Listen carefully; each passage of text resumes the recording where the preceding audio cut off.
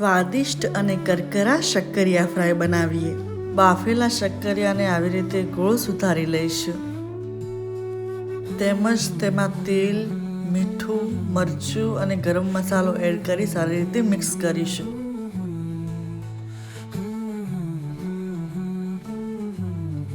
તેમજ તેમાં સૂજી એડ કરી બધા પીસ પર સૂજીનું કોટિંગ થઈ જાય તે રીતે મિક્સ કરી લઈશું।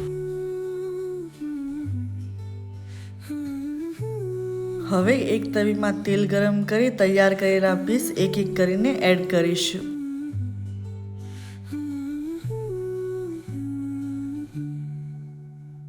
તેમજ હળવા હાથે પલટીશું અને ક્રિસ્પી થાય ત્યાં સુધી ચડવી લઈશું। આ રેસીપી સ્ટાર્ટર્સ માટે કે બાળકોના ટિફિન માટે એકદમ પરફેક્ટ છે।